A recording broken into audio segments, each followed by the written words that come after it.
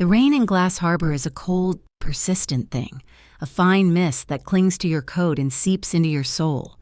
It blurs the edges of the city, turning streetlights into hazy watercolors on the wet asphalt. Inside the Mercy Mart, the light was just as unforgiving a flat, sterile white that bleached the color from the aisles and made the stacked cans of beans look like soldiers in a sad, gray army. I held the red plastic basket close, the handle digging a sharp line into my palm.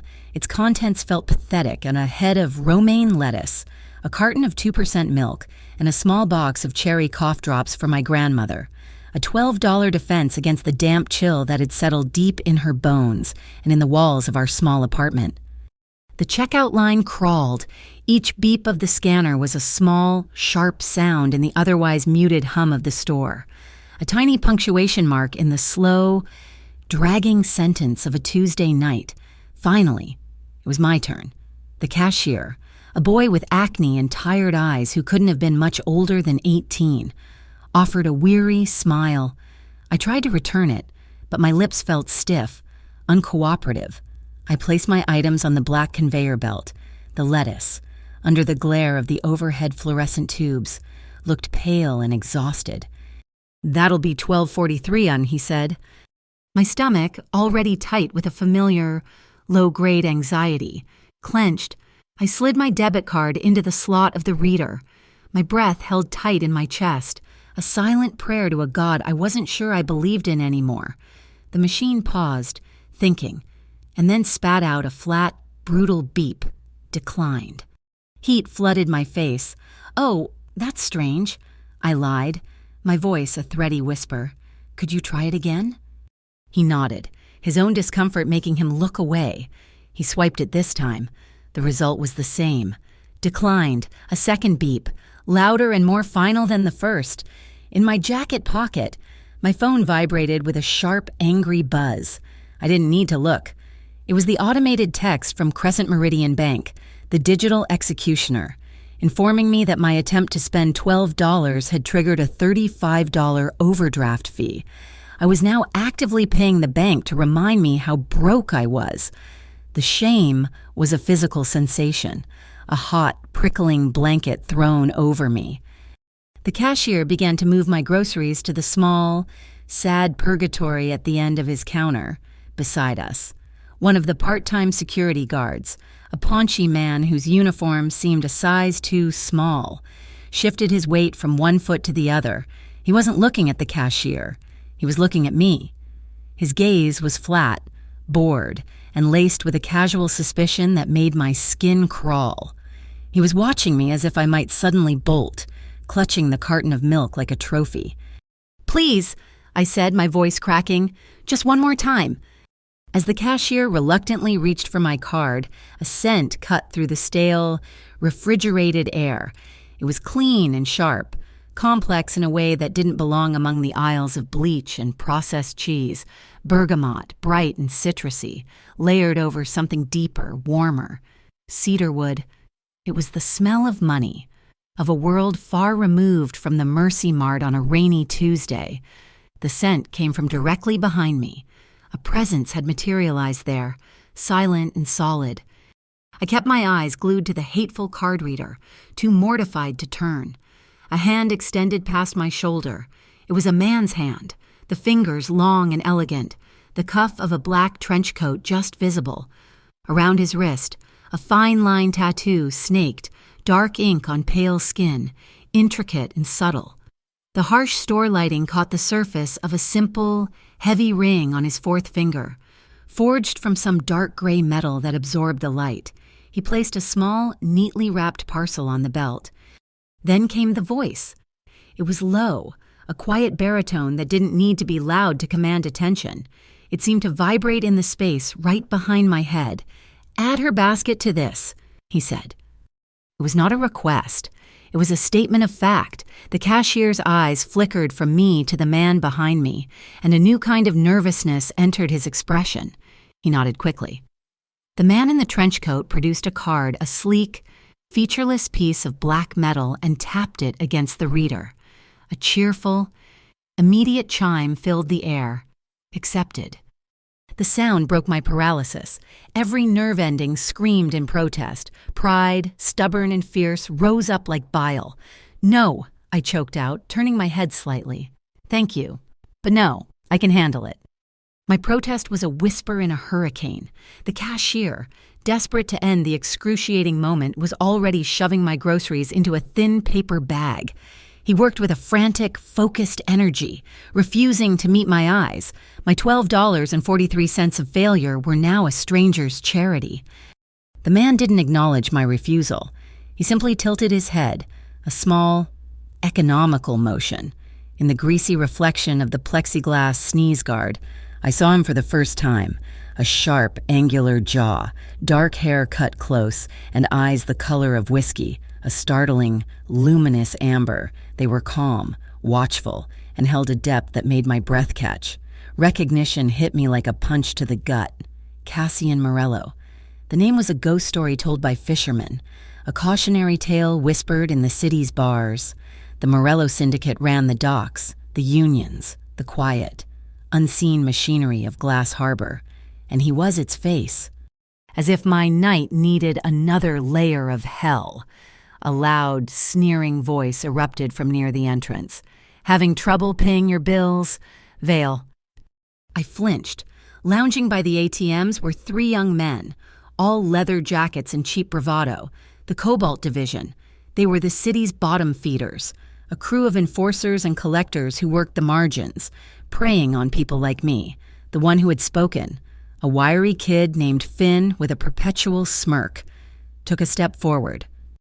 Maybe if you were square on your East Sector fee, you'd have enough for groceries, he taunted, his friends snickering behind him.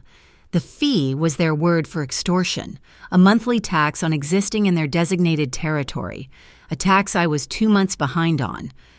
My hands clenched into fists, my knuckles white. The humiliation was now a public spectacle. Before I could find a response, before I could wither completely under their gaze, Cassian Morello moved. He didn't turn his body, he only turned his head. His amber eyes, unblinking, slid from me to the 3 punks by the door. His expression didn't change. There was no anger, no overt threat. It was something far more terrifying, a complete and utter lack of interest, the look a man might give an insect before crushing it. It was a glance as sharp and cold as a shard of glass. The change in the air was instantaneous. Finn's smirk dissolved. His friends fell silent, their posture deflating. They exchanged a nervous look, suddenly seeming much younger and smaller.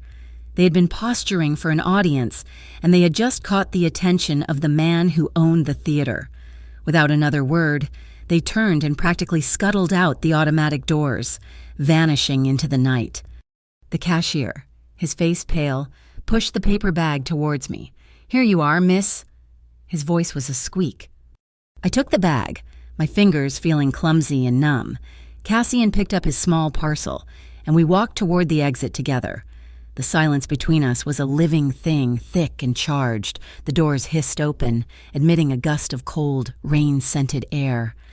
Under the sickly yellow glow of the entryway lights, he stopped and faced me. He held out a business card. The cardstock was heavy, expensive. The embossed letters read simply, Rook & Sons Freight. A phone number was printed below. It was his most visible, legitimate business, a shipping and logistics company that was, by all accounts, ruthlessly efficient. "When you want to pay me back, call," he said. His voice was even, devoid of emotion. He pressed the card into my limp hand. His fingers brushed against mine. They were cool to the touch, but a jolt like static electricity shot up my arm. Not today. He turned and walked out into the rain. The darkness swallowed him whole. His black trench coat making him one with the shadows. He was simply gone. I stood there, frozen on the threshold, the damp paper bag in one hand, his heavy card in the other. Rain spattered my face. From a small juice bar in the plaza, an old soul singer's voice drifted through a cheap speaker, singing about heartache and being saved. My heart was a frantic, wild bird beating against the cage of my ribs. It was a chaotic rhythm of shame and fear, and something else I couldn't name, a terrifying, unwelcome flicker of gratitude. I clutched the bag of groceries. My groceries, bought and paid for by the most dangerous man in Glass Harbor, and walked out into the cold, unforgiving rain. The walk back to Redwood Pier felt twice as long as usual, the paper bag heavy in my arms. It wasn't the weight of the milk and lettuce. It was the $12.43 of shame, a debt I had no way of repaying, at least not in a currency I understood. The rain had plastered stray hairs to my cheeks by the time I fumbled with the key to apartment 4B. Inside, the air was warm, thick with the scent of chicken soup and my grandmother's lavender sachet. Gran was propped up in her armchair, a faded quilt over her knees, watching a game show with the volume too high. "Nora, baby that you," she called, her voice a familiar, papery rustle. "It's me, Gran." I forced a brightness I didn't feel, putting the groceries on the small Formica counter. "I got your cough drops." I busied myself, boiling water for the warm compress she liked for her arthritis. I didn't mention the Mercy Mart. I didn't mention the cold, assessing stare of the security guard, or the quiet, terrifying intervention of Cassian Morello. When she asked about the store, I muttered something about the card reader being fussy. She gave me a long look, her eyes still sharp behind thick glasses, but she let it go. She knew. She always knew when the wolf was at the door. Even if I refused to name it, I tucked the Rook & Sons freight card deep into the pocket of my jeans, a heavy secret against my thigh. Later that night, long after Gran's breathing had settled into the soft rhythm of sleep, my phone vibrated on the nightstand, not the angry buzz of the bank. This was a text message, a click as I opened it, and my blood turned to ice. It was a photograph, taken from the hallway outside. It showed my own front door, the peeling paint on the 4 and the B starkly clear. Below it, a single line of text: "East Sector fee is late. Next reminder won't be digital." It was signed with a small, stylized, cobalt blue C. The fragile sense of sanctuary our apartment provided evaporated. The shame I'd felt at the store was a luxury. This was a cold, sharp-edged fear that settled in my stomach. They knew where I lived. They knew where Gran lived. The next morning, I went to work. My day job was the definition of invisible. I was a document courier for Veritas Courier Company. My entire function was to be unremarkable. A ghost moving through the city's arteries with a satchel full of legal briefs, architectural plans, and corporate filings. I was good at it because I knew how to look like I belonged nowhere. My supervisor, Mr. Henderson, waved me over before I'd even clocked in. He was a nervous man who perpetually smelled of coffee and antacids. "Vale," he said, not meeting my eye. "Got a priority run for you. Top priority." He slid a stiff 9x12 envelope across the counter. It was heavy, thicker than standard cardstock. It was addressed to the Urban Standardization Office, a city department I'd never even heard of, located in one of the new mirrored glass towers downtown. "It needs to be there by noon. No SIG required. Just hand it to the front desk." "Got it." "Got it." I turned to go, but something made me pause. The return address. It bore the seal of the Department of Civic Compliance. But the stamp was wrong. I saw hundreds of government seals a week.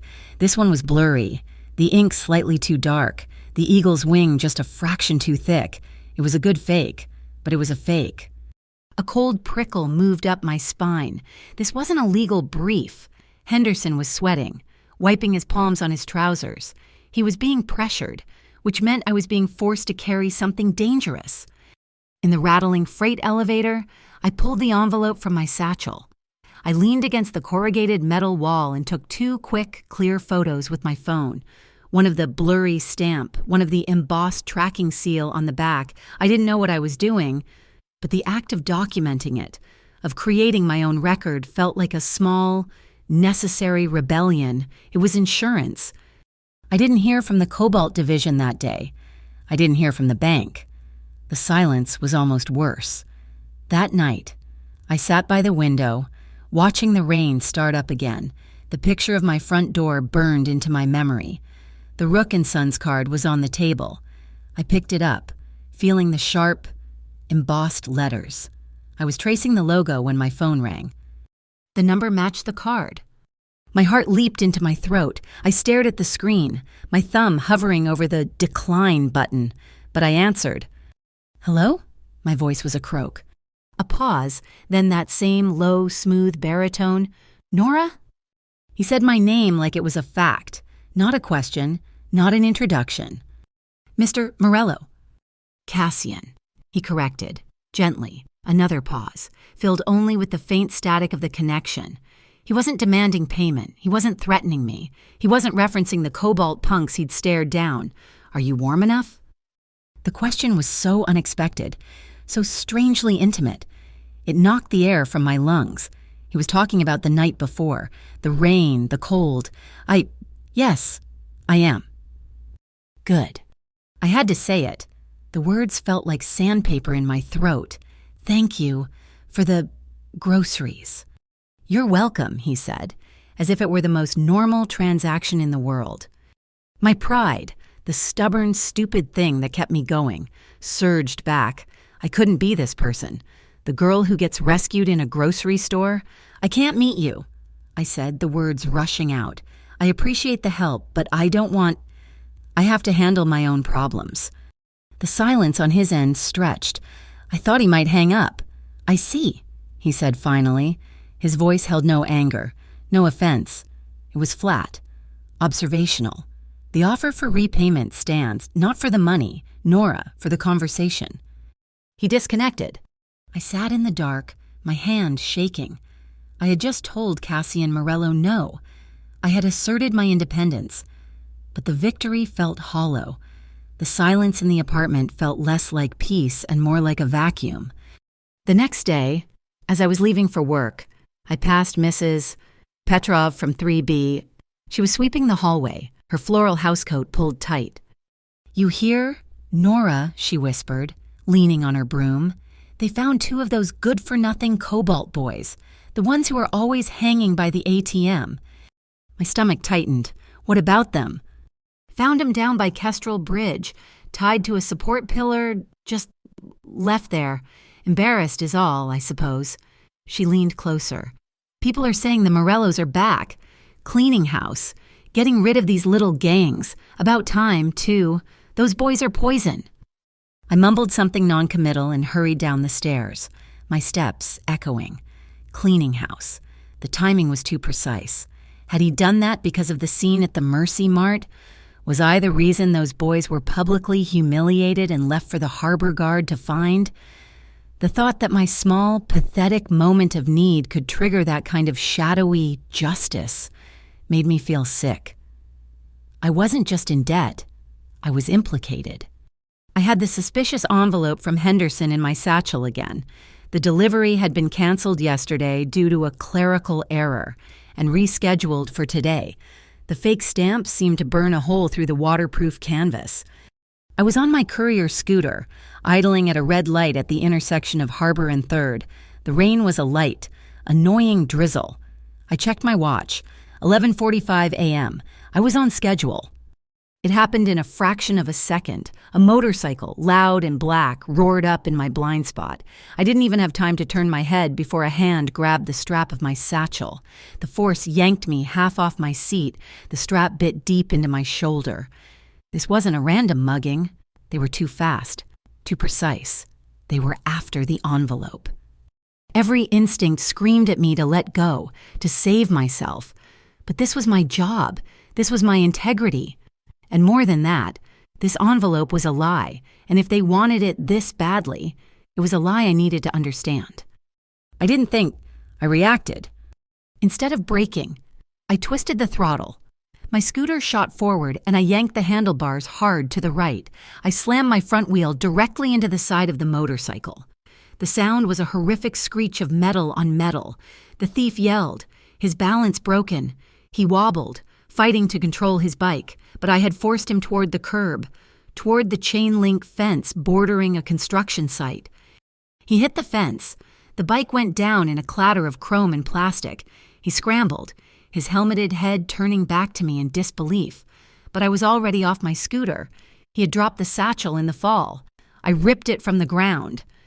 Pain, sharp and sudden, bloomed in my left wrist. I looked down. The heavy-duty metal buckle on the satchel strap had caught on a shard of twisted metal from the fence. It had sliced a clean, deep line across my skin. Blood, dark and arterial, welled up instantly, spilling over my hand. It didn't hurt. Not yet. Adrenaline was afire in my veins. The thief was groaning, trying to untangle his bike. I didn't wait. I scrambled back onto my scooter, kicked it to life, and disappeared into traffic. I pulled into a graffiti-covered alley 2 blocks away, my entire body vibrating. My heart felt like it was trying to punch its way out of my chest. I ripped open the satchel. The envelope was still there, unharmed, safe. I leaned my head against the handlebars, trying to breathe. The blood was dripping onto the cracked pavement now. A steady thump, thump, thump. A shadow fell over me. I looked up, my hand instinctively going for the heavy-duty U-lock on my bike. A charcoal gray sedan, the kind that looks like it costs more than my entire apartment building, had glided to a stop at the alley's mouth. It was perfectly silent. It hadn't been following me. It had been waiting. The tinted rear window whispered down. Cassian Morello sat in the back, immaculate in a dark suit. He wasn't looking at my face. He wasn't looking at the satchel. His amber eyes were fixed on my left hand, on the blood that was now coating my sleeve. His gaze was sharp, analytical, and utterly calm. "Can you stitch that?" he asked. His voice was quiet, cutting through the alley's grime. The adrenaline was starting to fade, and the pain was arriving, hot and throbbing. I was breathing hard. "I can," I said, my voice tight. "I'm a courier. My first aid kit is military grade. But I don't want to owe—" It was the only thing I could think to say. The debt, always the debt. He watched me for a long, unblinking moment. He seemed to be weighing my words, tasting the defiance in them. A flicker of something? Not pity. Maybe respect. He nodded, a short, sharp gesture. "Then you owe me a coffee." He paused, and the barest hint of a smile touched the corner of his mouth. "No charge." The absurdity of this situation, the violence, the theft, the bleeding, the mafia boss sitting in his armored car negotiating over a beverage, it all hit me at once. A dry, choked sound escaped my throat. It might have been a laugh, it might have been a sob. It was the first crack in the armor I'd worn for years. He didn't wait for my answer. The window glided up, a silent black mirror, and the car pulled away, merging seamlessly into the indifferent flow of the city. I was left alone in the alley, bleeding, clutching a fake envelope, and now, somehow, obligated to have coffee with Cassian Morello. I stitched my own wrist that night, the little first aid kit under my sink, usually reserved for kitchen cuts and scraped knees. Had everything I needed, 3 neat, black stitches, pulled tight with a pair of sterilized tweezers. The pain was a clean, sharp thing, a welcome distraction from the chaotic thrum of fear and confusion. I worked under the single dim bulb of my bathroom, the city a distant, indifferent glow outside the small window. The coffee I owed Cassian Morello felt like a lifetime away. He hadn't saved me from a mugger. He had witnessed the opening move in a game I didn't know I was playing, and that made his intervention, and the debt it created, infinitely more complicated.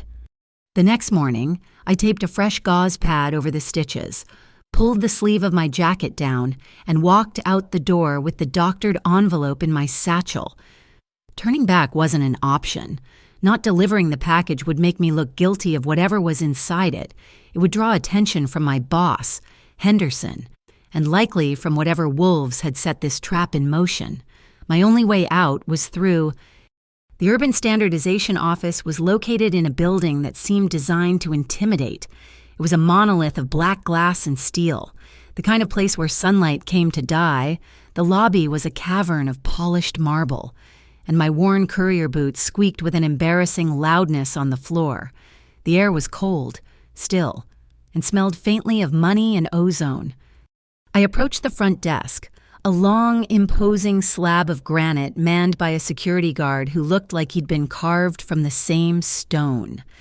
"Delivery for the Urban Standardization Office," I said, my voice sounding small in the vast space.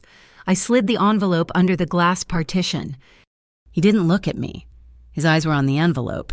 He picked it up, weighed it in his hand, and then placed it on the conveyor belt of a large X-ray scanner. Standard procedure for a high-security government building. My heart began a slow, heavy drumbeat against my ribs. The envelope slid into the machine's dark maw.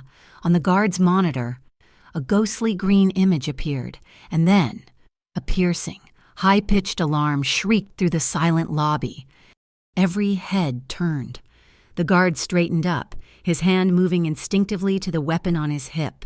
"Ma'am," he said, his voice suddenly sharp, "I need you to step away from the desk."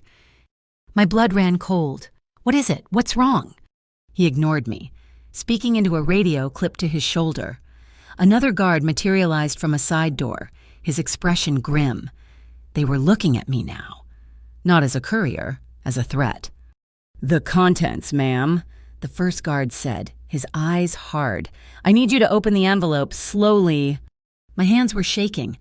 I took the envelope he pushed back towards me. My fingers fumbled with the clasp. Inside, nestled in a bed of foam padding, was not a document.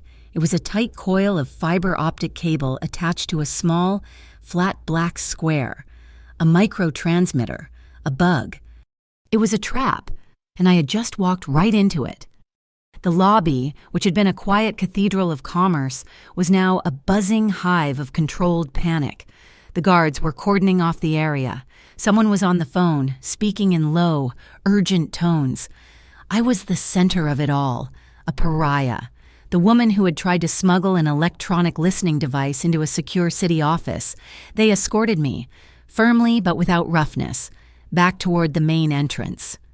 "We'll need your full details. Your employer has been notified," the lead guard said, his voice a flat, official monotone. "Wait here." He meant the front steps, outside the revolving doors. I was cast out, left to stand in the cold morning air while my life was being dismantled inside. The adrenaline that had carried me through the morning evaporated, leaving a hollow, sickening dread in its place. And they were waiting for me. Two of them. Not the kids from the grocery store. These were older, harder men. They leaned against one of the large concrete planters, their jackets doing little to hide their bulky frames. They were Cobalt Division, no doubt about it. They saw me, and they started walking, their expressions casual, predatory. "Looks like you had a bad morning, Vale." One of them said he had a scar that cut through his left eyebrow. "We're here for an unscheduled fee collection, for the trouble you've been causing." "I don't have anything," I said, my voice trembling. I started backing away, toward the street. "Oh, we're not after your money today," the other one said with a grin that didn't reach his eyes. "We're just going to take you for a little ride, ask you some questions down at the car park." He reached for my arm. A sound, sharp and loud, cut through the air the hiss of air brakes, a large, dark green delivery truck, the kind used for hauling heavy cargo, had swerved to the curb, its front bumper stopping inches from where the Cobalt goons stood. The side of the truck was emblazoned with the clean, sharp logo of Rook & Sons Freight. The passenger door opened. A woman stepped out, moving with a fluid, athletic grace. She was tall, with fiery red hair pulled back in a severe braid, and her eyes were the color of chips of ice. She was followed by a mountain of a man who emerged from the driver's side. He was built like a heavyweight boxer, with a shaved head and a calm, watchful face. He moved with a surprising lightness, his presence a solid, immovable fact. They didn't even glance at the Cobalt men. They walked straight to me. "Nora Vale?" the woman asked. Her voice was crisp, all business. I nodded, unable to speak. The man with the scar took a step forward. "Hey, this is our business. Back off." The woman turned her head slowly, her icy gaze landing on him. She held up a laminated ID card attached to a lanyard. "Bureau of Maritime Integrity," she said, her voice sharp as a razor's edge. "We're conducting a private infrastructure audit on this block. You are interfering with a federally subcontracted operation." The two goons froze. The fake title, delivered with such unshakable authority, had completely wrong-footed them. They exchanged a confused, nervous look. The city was a maze of overlapping jurisdictions and obscure bureaus. She had thrown a wrench of pure bureaucratic nonsense into their simple plan of abduction. While she held their attention, the big man, who had been silent until now, leaned close to me. His voice was a low rumble. "You're being used as bait. Come with us, now." He didn't wait for an answer. He put a hand on my back, a firm, guiding pressure, and steered me toward the back of the truck. The woman, Maeve. I later learned her name was still talking to the Cobalt thugs, her voice a sharp, cutting instrument, drowning them in a flood of regulations and permit numbers. The big man, Toro, slid open a heavy side door, revealing not a cargo hold, but another door, a service entrance to the building. He swiped a key card, and it clicked open. "This way," he said. We slipped into a long, sterile hallway lit by humming fluorescent tubes. The sounds of the lobby faded behind us. We moved fast, our footsteps echoing on the concrete. Toro led the way, Maeve falling into step behind me, a silent, watchful rear guard. We passed through a kitchen, the air thick with the smell of disinfectant and old coffee, and then through a pair of heavy, insulated doors. The temperature dropped 20 degrees. We were in a massive cold storage unit, the air misting with our breath. Racks of metal shelving stretched up into the gloom, holding boxes of what looked like office supplies. The only sound was the low, powerful thrum of the cooling fans. "Up," Maeve said, pointing to a steel ladder bolted to the far wall. Toro went first, climbing with an easy, practiced rhythm. I followed, my hands cold on the rungs. My stitched wrists throbbed with a dull ache. Maeve was right behind me. At the top, a heavy hatch gave way to open air. We emerged onto the flat, gravel-covered roof of the building. The city spread out before us, a sprawling vista of concrete and glass. Below, the rusted tracks of the port's freight lines snaked around the docks like exposed veins. The wind was sharp up here, whipping my hair across my face. It smelled of salt and diesel. We were exposed. A high-pitched whiz sliced the air past my ear, followed a split second later by the sharp crack of a rifle shot. I screamed, dropping into a crouch. The bullet had ricocheted off a metal ventilation duct a few feet away with a loud ping. "Sniper!" Maeve yelled, drawing a handgun from under her jacket. "East roof!" Toro pulled me down, shoving me behind a large, humming air conditioning unit. My heart was hammering against my ribs, a frantic, trapped thing. They had set a trap inside a trap. The bug was meant to fail, to flush me out into the open. Another shot rang out, closer this time, chipping a piece of concrete from the ledge near us. Suddenly, a dark shape dropped from the sky. It was Cassian. He had come from the roof of the adjacent building, a slightly taller skyscraper. He landed silently on the gravel a few feet away, rolling to absorb the impact. He was dressed in black, moving with a predator's economy of motion. He was at my side in an instant, his hand grabbing my arm, pulling me tighter against the humming metal of the AC unit. His body shielded mine. "What do they want from you?" he demanded, his voice low and urgent, his amber eyes scanning the opposite rooftop. "I don't know," I gasped, the words tumbling out. "I'm just a courier." His eyes met mine. They were intense, blazing with a cold fire. Not anymore. The finality in his voice was absolute. My old life, the one where I was just an invisible girl on a scooter, was over. He had just declared it dead. A third shot ricocheted off the metal housing above our heads. Cassian didn't flinch. He reached into his jacket and pulled out a small, wireless earpiece. He pushed it into my hand. "Put this in," he commanded. "Listen to my voice. When I tell you to run, you run. Don't look back. Don't stop."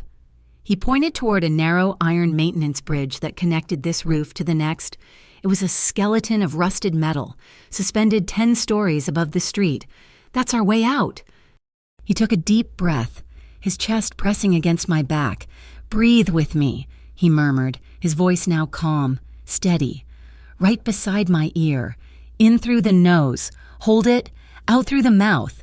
A sniper wants you to panic. Don't give him what he wants."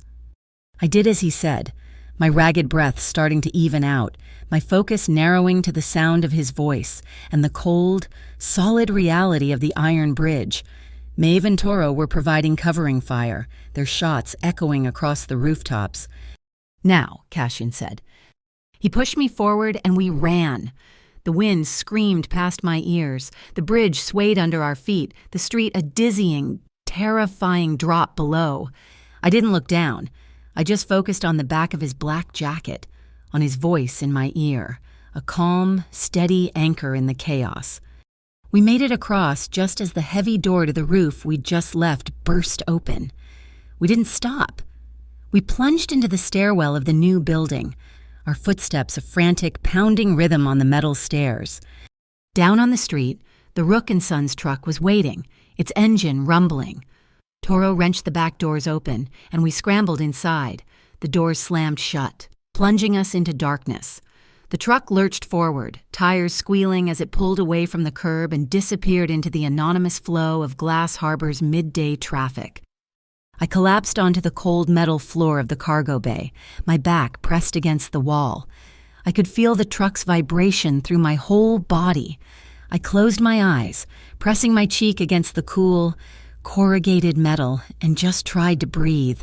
My heart hadn't found its proper place yet. It was still somewhere up on that roof, 10 stories high, caught between a bullet and a promise. The inside of the cargo truck was pitch black and smelled of hydraulic fluid and cold steel. I sat on the floor, my back vibrating against the wall as the truck navigated the streets of Glass Harbor. The chaos of the last hour, the alarm, the bug, the cobalt goons, the sniper played out behind my closed eyelids in a sickening, silent loop.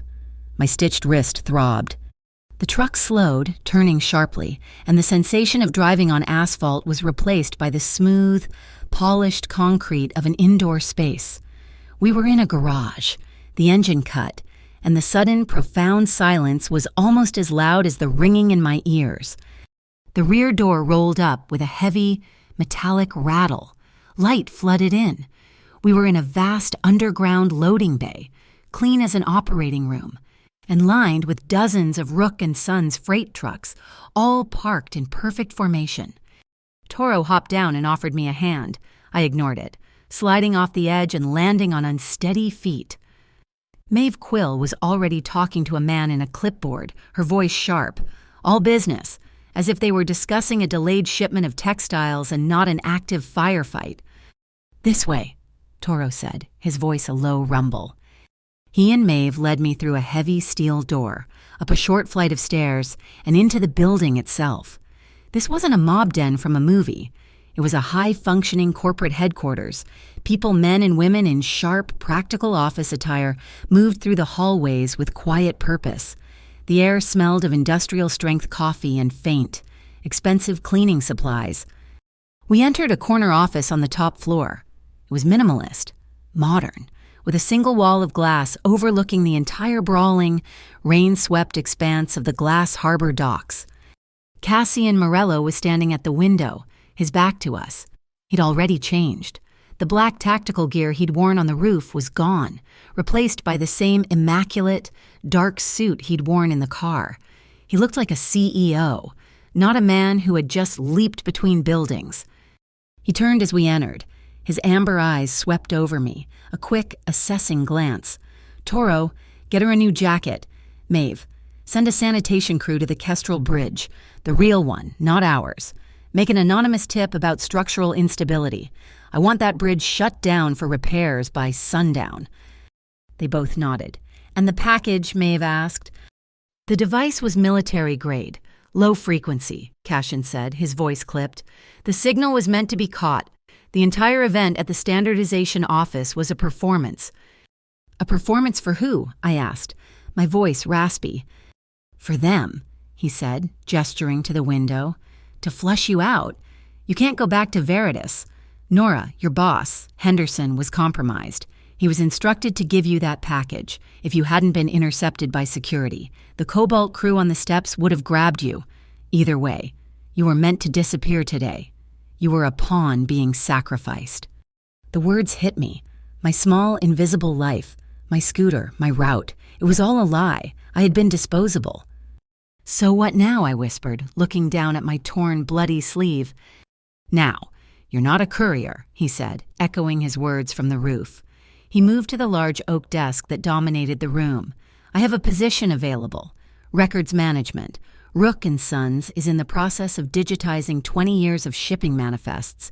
It's quiet, it's solitary, and it's here. I stared at him.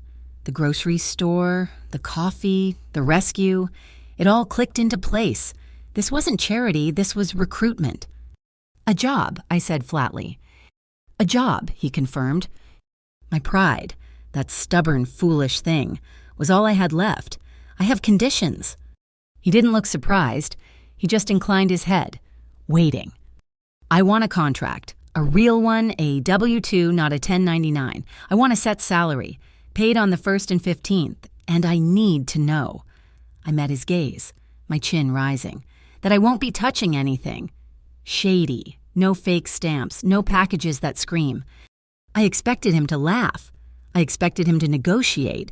I expected him to remind me that he'd just saved my life. Instead, he opened a drawer, pulled out a standard employment folder, and slid it across the polished desk. Maeve is my COO. She runs a legitimate payroll. Your salary is listed on page 2. It's double what Veritas paid you. He picked up a heavy, black fountain pen. Your conditions are the standard here. We deal in logistics. Nora, the only thing we move is cargo. He signed his name at the bottom of the contract, Cassian Morello. The signature was all sharp angles, decisive and controlled. I looked at the paper, then at him, and the coffee I owe you. This is employment, he said, his voice flat. The coffee is still outstanding. The archive was a cathedral of paper. It was a massive, climate-controlled room in the building's sub-basement, a labyrinth of floor-to-ceiling oak shelving. It smelled of old paper, leather bindings, and wood polish. It was the quietest place I had ever been.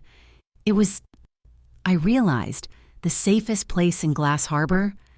They gave me a desk, a high-powered scanner, and a database terminal. My job was simple. Take the manifests from 2000 to 2020, scan them, tag them, and cross-reference them with digital customs receipts. It was meticulous, solitary work. It was perfect. I created my own system, color-coding the manifests by year and region. And within 3 days, I found the anomaly. The shipping ledgers from 2010 to 2015, they were too clean. A port, even one run as efficiently as this, has chaos. It has storms, customs holds, union disputes, lost cargo. But for 5 straight years, the Rook & Sons ledgers reported a 100% success rate. Every single shipment arrived on time, intact, with no variances. It was an impossibility. It was a lie. These were the clean books, the ones meant for public consumption. I didn't say anything. I just created a separate, password-protected file on my local terminal and began logging the discrepancies. My integration into this new, strange life came in small, practical pieces. Toro, the mountain of a man who'd pulled me into the hallway, showed up at my apartment door 2 days later. He was holding a small cardboard box. "Mrs. Petrov let me in the main hall," he said, by way of greeting. Inside the box was a high-security deadbolt and a new steel door frame. My face tightened. I didn't ask for this. "Don't be proud," Toro said, his voice a quiet rumble. He was already kneeling, his massive hands surprisingly delicate as he examined the old lock. "Be safe. Security first, pride second. That's the rule." He had the old lock removed and the new one installed in less than 15 minutes. It clicked into place with the heavy, satisfying sound of a bank vault. The next day, Maeve found me in the archive break room. She sat across from me, sipping black coffee, her icy blue eyes appraising me. "You were slow on that roof," she said, blunt and direct. You froze for a full second when the shot came." "I'm not a soldier," I countered, my defensiveness rising. "You're not a courier either," she shot back. "Anymore. You're an asset, which makes you a target. Lunchtime, warehouse, gym, be there." Her training was not combat. It was, as she put it, engineering survival. She taught me how to break a wrist grip by twisting against the thumb, how to use my elbow as a weapon, how to spot an exit in a crowded room.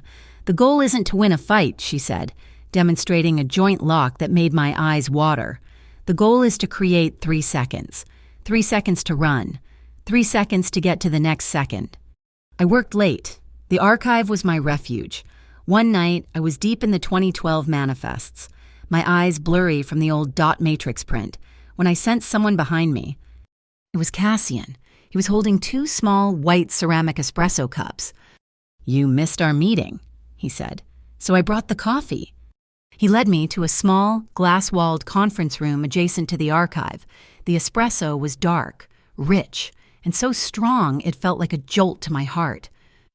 We sat in silence for a moment, the only sound the distant hum of the servers. "You're settling in," he said. It wasn't a question. "Your 2014 ledgers are a work of fiction," I said before I could stop myself. He didn't flinch. A small, almost imperceptible smile touched his lips. "You like complexity. I like the truth." "The truth," he said, "is often a matter of which ledger you're reading." He looked at me over the rim of his cup. "Maeve says you're fast, a fast study. Maeve thinks I'm slow." "Maeve thinks everyone is slow. That's why she's my CEU." My phone buzzed on the table. A text from Gran. I opened it. It was a picture of her new Afghan, a riot of purple and green yarn. The text below it read, "Mrs." "Petrov said a nice man from your new job fixed the door. Was it that polite young man who helped at the market?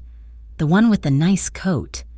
A hot, uncontrollable blush crept up my neck. Cassian saw it. He raised an eyebrow. A flicker of amusement in his amber eyes, but he had the grace not to ask. I slid the phone, screen down, back onto the table. A few nights later, he asked me to walk, not a ride in his armored sedan, a walk. He met me outside the warehouse. It was cold, and the air was sharp with the smell of the coming winter. We walked, not speaking, through the quiet streets of the business district, ending up at Lantern Square.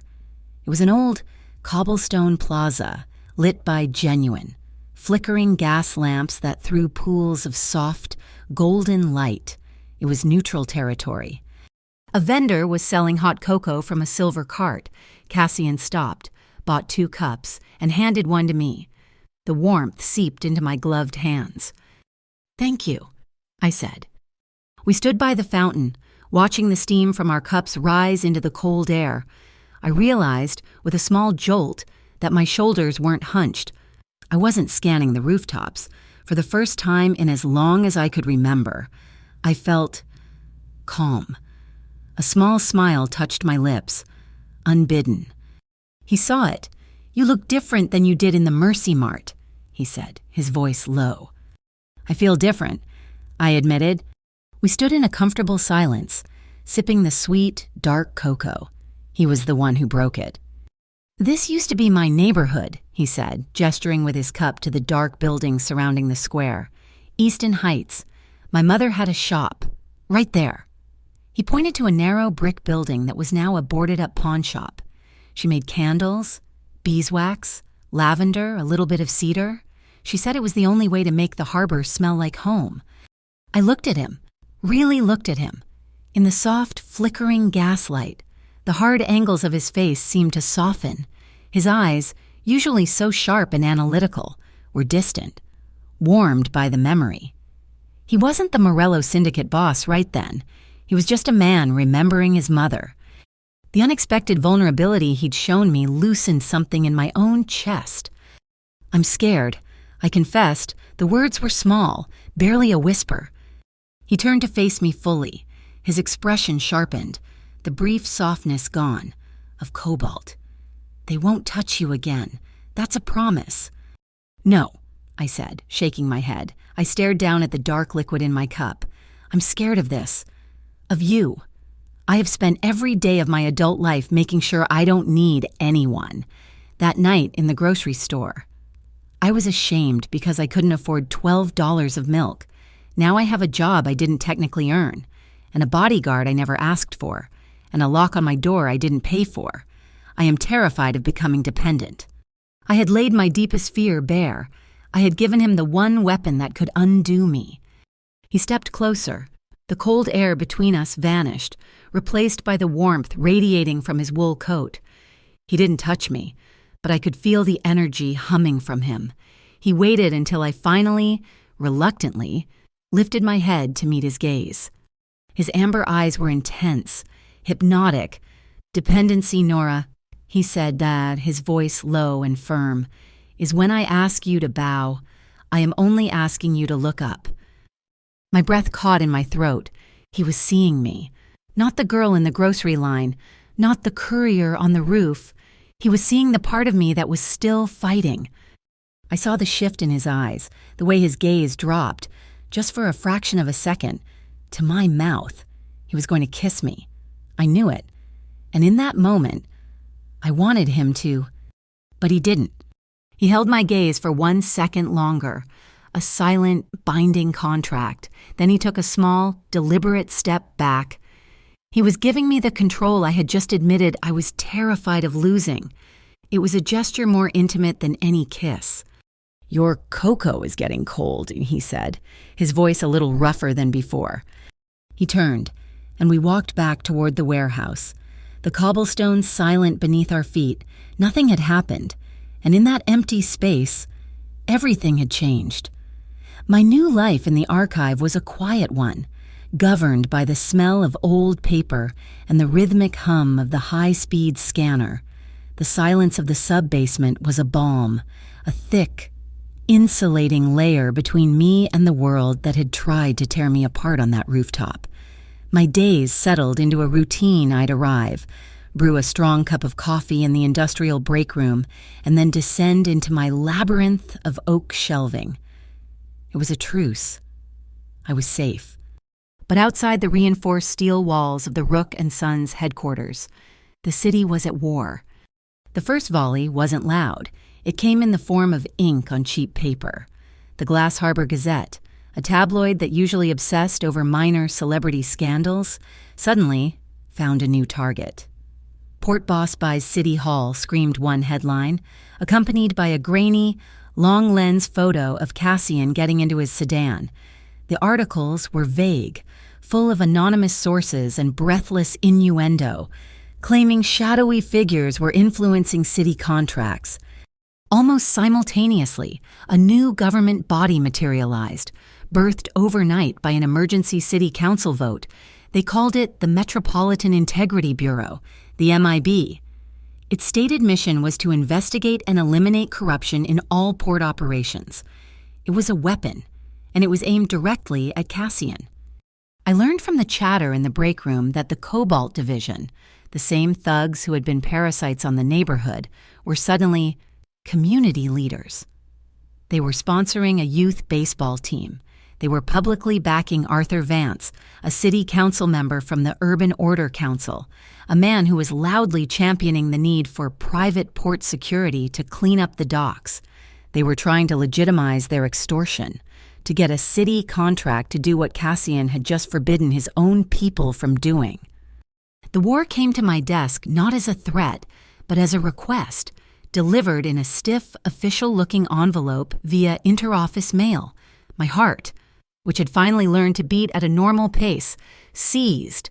The return address was the Department of Civic Compliance. It was a summons. "You are hereby requested to appear at our satellite office to provide a formal statement regarding the security incident on October 10th, the date of the bug, the day of the sniper." My blood ran cold. It was a lure, but I didn't know how I knew until I looked closer. My years at Veritas, handling hundreds of official documents a week, had given me an education I didn't know I possessed, the font on the letterhead, under the embossed city seal. It was a clean, modern sans serif, Arial, probably. Wrong.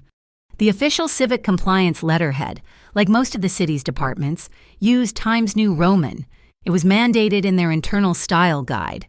This was a forgery. A very, very good one. But it was a lie, and it was meant for me. I walked straight to the top floor. Cassian's door was open. He was standing at the wall of glass, phone to his ear, staring down at the complex, rain-slick geometry of his port. He saw my reflection in the glass and ended the call without a goodbye. "What is it?" I laid the letter on the polished surface of his desk. He read it once, his expression unreadable. Then he read it again, and his jaw tightened. "It's a fake," I said before he could speak. "They're trying to get me on their turf. The font is wrong." He looked up from the paper, and his amber eyes fixed on mine. A flicker of something not surprise, but respect. "You're right, it is." He reached for his desk phone. "It's a trap. They want you alone. On the record, without counsel, I'll have Elias meet you there. He's my lead attorney. He'll bury them in motions before they can ask your name." "No." The word hung in the quiet, expensive air between us. His hand hovered over the phone. "No," he repeated, his voice dangerously soft. "You told me to look up," I said, my voice shaking but firm. "You send me with your lawyer, and I'm a victim. I'm the scared employee. I'm the person you're protecting. It makes me a weakness. It's what they're expecting. Don't turn me into a piece of fragile glass, Cassian. They sent the invitation to me. Let me be the one to answer it." He stared at me, a long, intense silence that seemed to pull all the oxygen from the room. I could see the internal battle, the war between his instinct to protect and the promise he'd made in Lantern Square. "You don't go alone," and he said, "It wasn't a negotiation." "I'll take Maeve," I countered immediately. "She's the COO. She can be there as my employer's representative. It's a corporate inquiry, not a criminal one. It makes sense."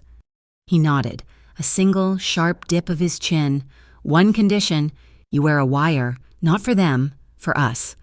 Toro will be in a van across the street listening to every word. If you're in trouble, you use the safe word, Redwood. Maeve triggers the fire alarm, and you are both out of that building in 30 seconds. "Fine," I agreed. It wasn't a rescue, it was tactical support. The satellite office was a rented conference room in a sterile, half-empty building downtown. It smelled of new carpet and weak coffee. 2 men were waiting for us. One was a sharp, over-eager agent from the new MIB, who introduced himself as Thorne. The other, to my shock, was Councilman Arthur Vance. This was not a procedural follow-up. This was an interrogation. Maeve sat beside me, all ice and efficiency, her laptop open. She radiated an aura of expensive, bored legal authority. They started predictably. Thorne handled the questions. "Miss Vale, we're just trying to clear up the confusion. From your last day at Veritas, you delivered an unsecured electronic device." "I delivered an envelope, Agent Thorne. What your security scanners identified inside it is a matter for your department, not me. You were attacked just prior to that delivery. Were you not an attempt to steal the package?" "I was the victim of an attempted robbery. Yes, I defended myself and my client's property." It was a delicate, verbal dance. I gave them nothing but facts. I was a courier. I delivered my route. I was assaulted. I defended. Then, Councilman Vance, who'd been watching me with a politician's plastic smile, leaned forward. "We understand you've landed on your feet, Miss Vale," he said, his voice dripping with false sincerity. "Rook and Sons, that's quite a promotion from a scooter. Mr. Morello must be very grateful for your loyalty and your silence." The air crackled. Maeve's fingers, which had been flying across her keyboard, stopped. The implication was disgusting, and it was meant to be. He was painting me as a mistress, a moll, someone who had been paid off. The old Nora would have turned bright red, would have stammered, undone by the shame of it. I leaned forward, my hands flat on the table. "Councilman Vance," I said, my voice clear and cold. "I'm not here to discuss my employment, which is fully documented and in compliance with all state and federal labor laws. I'm here because I received this. I slid the forged summons across the table. I'm here to find out why a representative of the Metropolitan Integrity Bureau is using forged documents from the Department of Civic Compliance to conduct an off-the-books interview.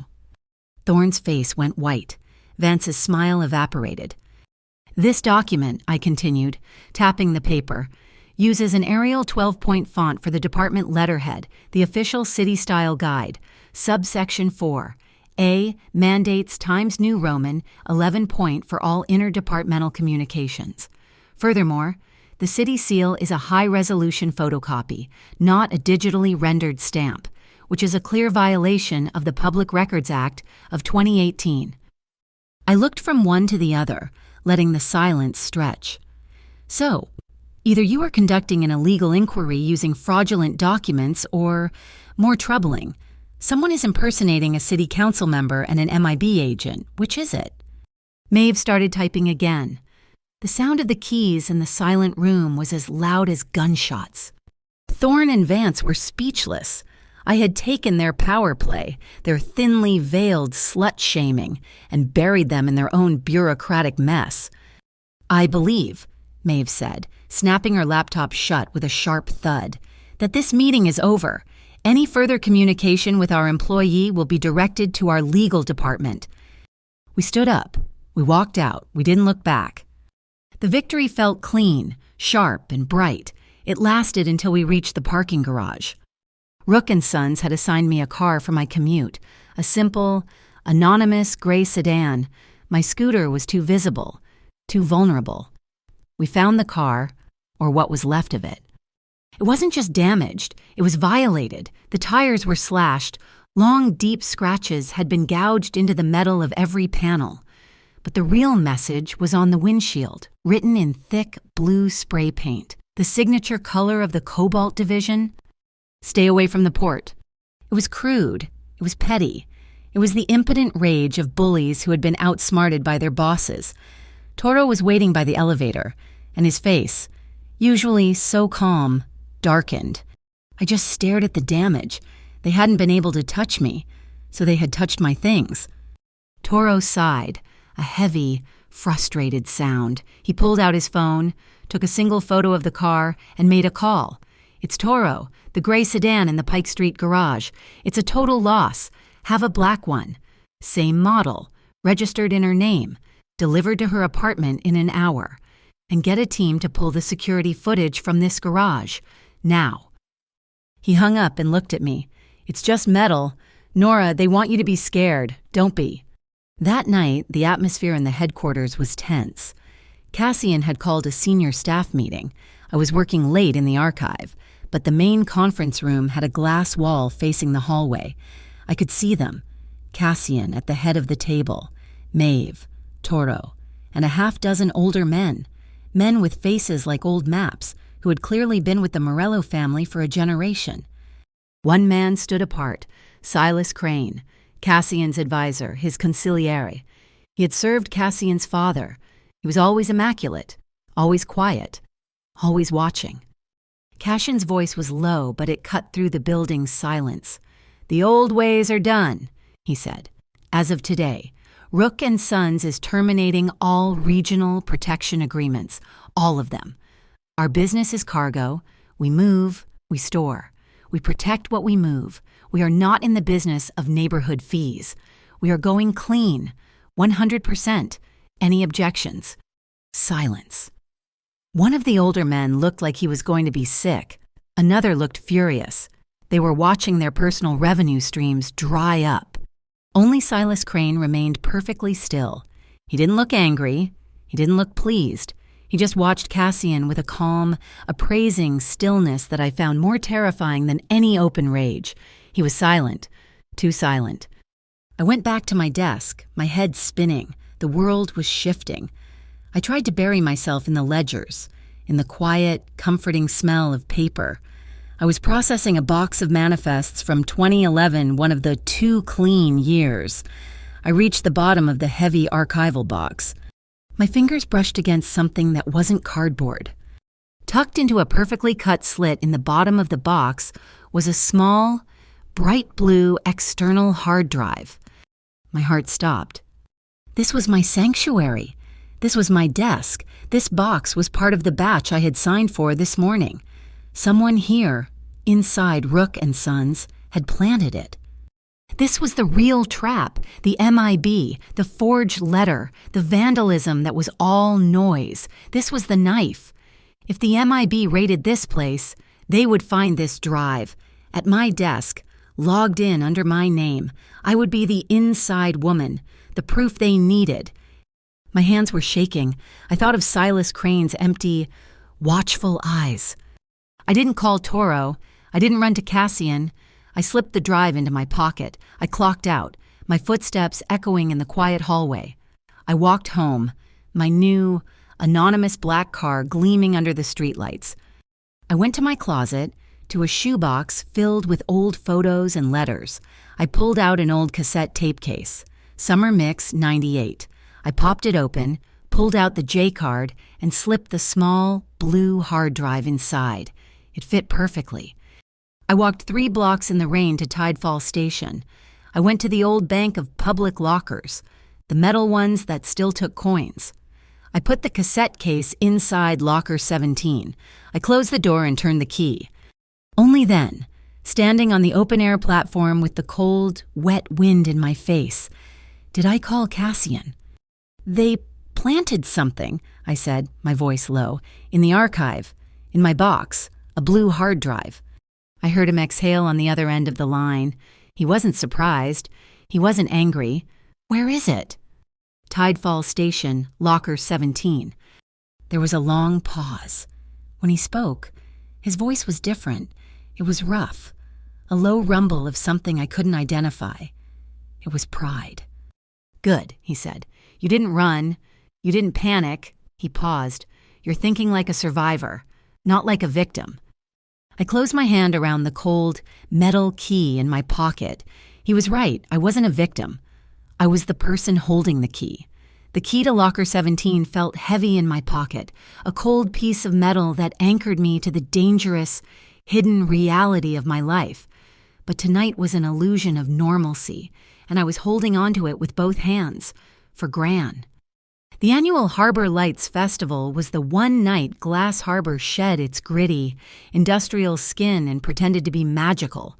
Hundreds of paper lanterns, painted by school children, were strung across the piers, and thousands more were set adrift on the dark water, a floating constellation of soft, warm light.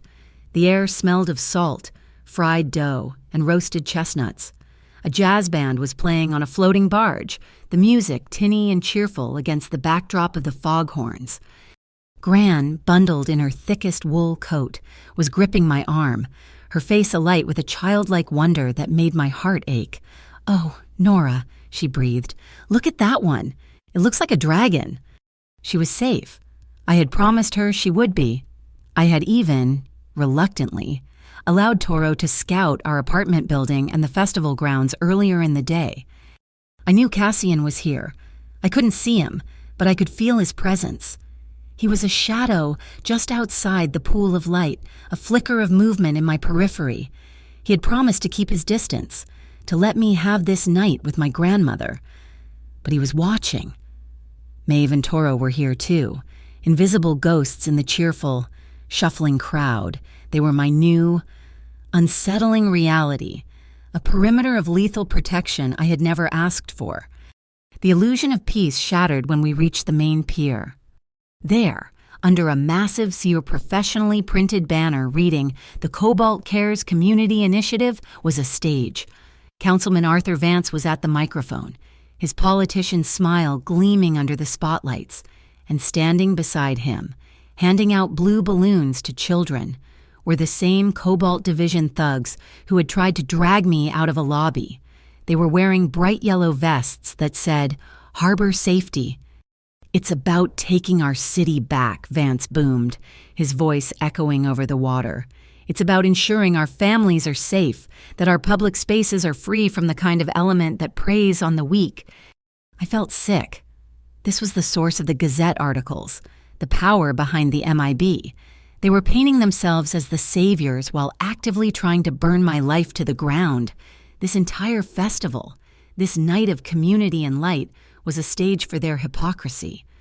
"What lovely young men," Gran murmured, gesturing to a Cobalt member helping a child tie a balloon to their wrist. "It's so nice to see them giving back." I just squeezed her arm. "Let's go see the lanterns on the water." "Gran!" I was steering her toward the railing, away from the stage, when the screaming started. It wasn't a scream of terror. It was the excited shrieking of children. A group of boys, maybe 7 or 8 years old, were running along the edge of the pier, chasing a kite. It wasn't a paper kite. It was a large, metallic mylar one, a silver dragon, glinting in the lantern light. The wind caught it, pulling it high, and the string snagged. It tangled in the thick, ancient wiring that was strung between the pier's main utility poles, the same wires powering the entire festival. "It's stuck," one of the boys yelled. He yanked the string. A sharp sound, like a giant insect being electrocuted, ripped through the air. A shower of brilliant blue-white sparks erupted from the transformer, raining down on the dry wooden planks of the pier. The string of paper lanterns nearest to it burst into flames. People gasped. Stumbling back, the music stopped. The kid was still holding the string. I didn't freeze. Maeve's training create 3 seconds flashed in my mind. "Let go of the string," I yelled, but the boy was too transfixed by the sparks. I saw the main breaker box, a large, rusted metal cabinet near the funnel cake stand. I moved. I shoved past a man holding a giant stuffed bear, vaulted over a coiled rope, and reached the box. I grabbed the handle. It was heavy, stiff with rust and salt corrosion. I put my whole body into it, yanking down with all my strength. The world plunged into darkness. The showers of sparks stopped. The burning lanterns fell into the water with a sizzle. The pier was lit only by the distant city lights and the thousands of floating lanterns on the bay. A thick, acrid cloud of electrical smoke, smelling of burnt plastic and ozone, billowed from the pole, obscuring everything. People were coughing, disoriented. In the dark, I heard Gran call my name, her voice high with panic. "Nora!" "I'm here. Gran, I'm okay," I yelled back. A second later, I heard Toro's low rumble near her. "Got her. We're clear." She was safe. I pushed my way back through the confused crowd, my eyes stinging from the smoke. I was looking for Cassian. I had last seen him near the steps leading down to the water taxi. The smoke was thickest there, swirling in the wind. And then I saw it. It wasn't the sniper. It was the reflection. Far across the water, on the dark, abandoned roof of the old Glass Harbor Fisheries warehouse, something glinted, a tiny, perfect circle of light. It was the reflection of the harbor lights, the ones still floating, caught in a piece of glass, a lens. My blood turned to ice. It wasn't a random glint. It was moving. It was panning, slow and methodical, through the cloud of smoke. It was hunting. The smoke parted for a second, like a curtain. I saw Cassian. He was standing, having just helped a woman who had fallen. He was exposed. The tiny glint of light stopped. It found him. It settled on the center of his chest. There was no time to shout. There was no time to think. There was only time to act. I ran. I was a courier.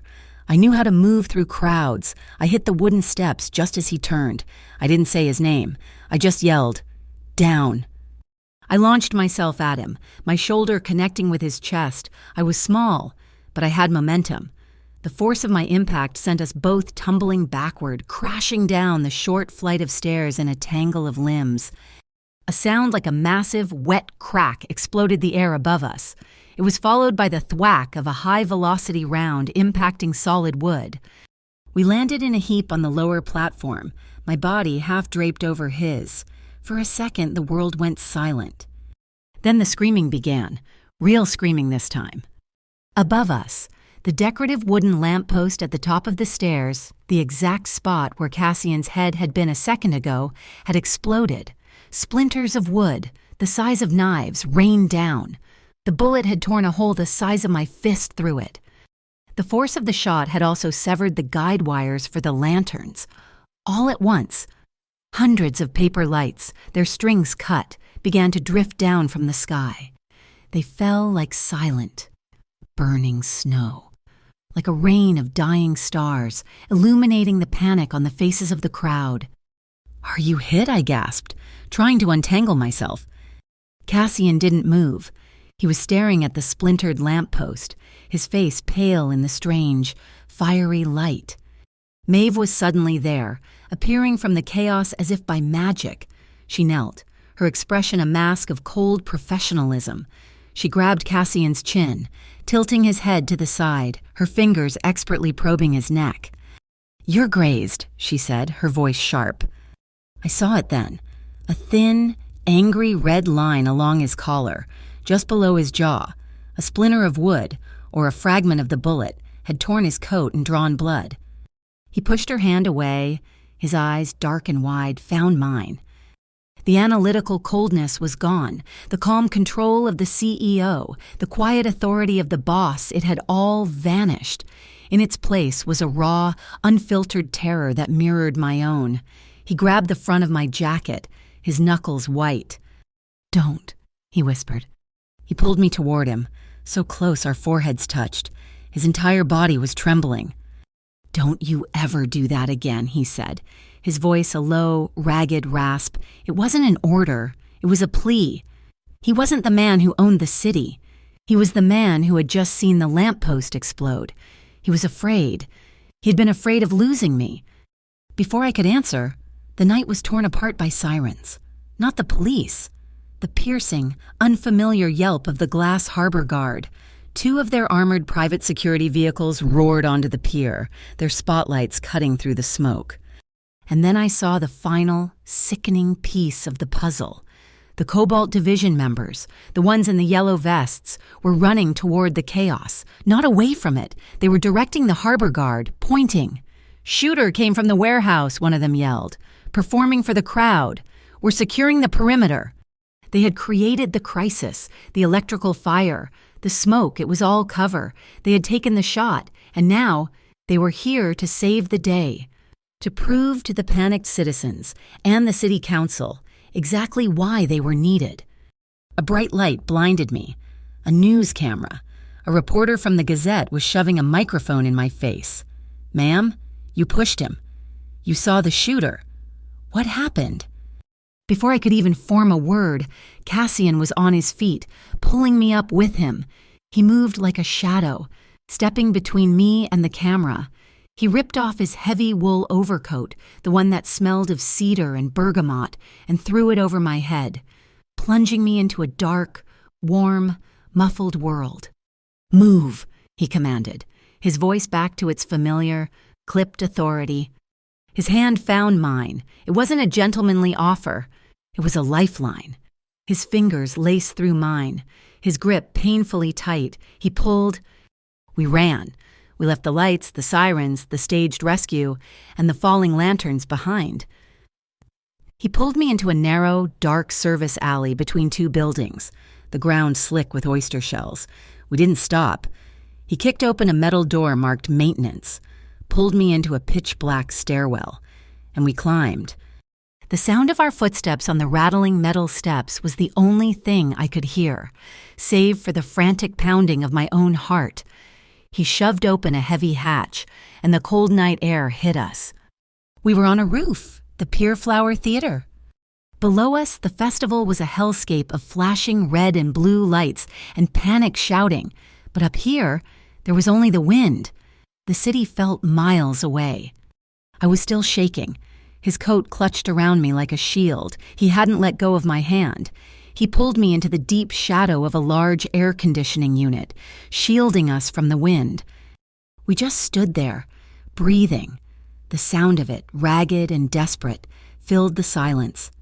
His thumb was rubbing a small, frantic circle on the back of my hand. He was still trembling. Or maybe I was. I couldn't tell where I ended and he began. The sirens from the pier seemed a mile below us. A thin, frantic wail swallowed by the wind, up here, on the roof of the Pier Flower Theater. The only sounds were the wind itself and the ragged, desperate rhythm of our breathing. I was still clutching his heavy wool overcoat, the one he'd thrown over my head. It was warm, and it smelled of him cedar, bergamot, and the sharp, acrid tang of gunpowder from the pier. He hadn't let go of my hand. His grip, which had been a vice, slowly eased, but his fingers remained laced with mine. He was still trembling. A fine, cold mist began to fall, settling on his dark hair and the shoulders of his suit jacket. It wasn't rain, just the damp breath of the harbor, clinging to us, making the gravel roof shine in the dim light. "Cassian," I whispered. My voice was a dry croak.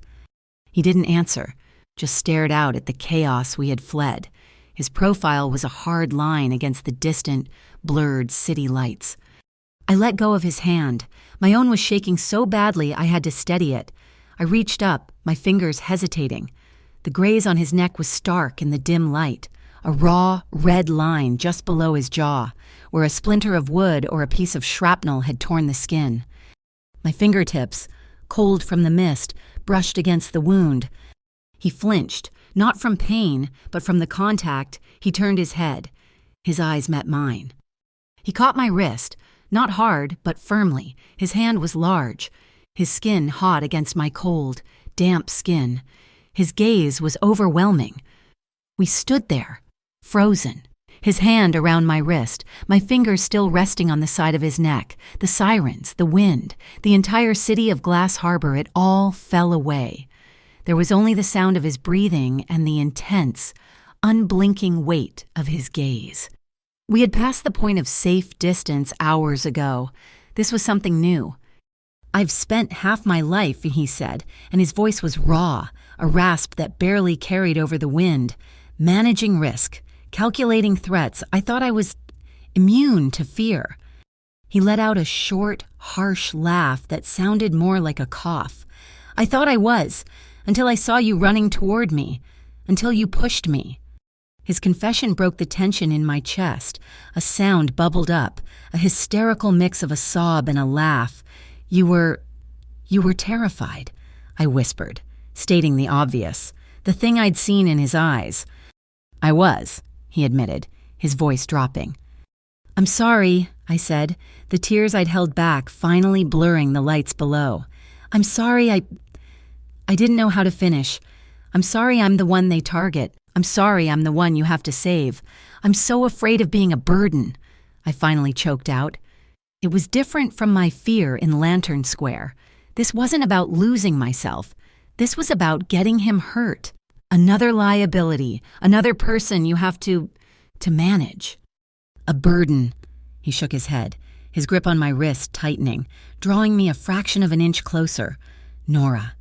He said my name like it was the only stable thing in the world. In that meeting, he meant the one Silas Crane had attended. I cut the old ties. I told them we were going clean. It was a business decision, a risk calculation. His eyes searched mine, the amber irises dark and deep. "But when I saw you push me, when I saw that lamppost explode where you could have been, I realized it wasn't a calculation. It was a necessity. You," he said, his voice dropping to a fierce, low intensity, "are the reason I have to stop. You are the reason I can't have this violence in my life. You're not the liability.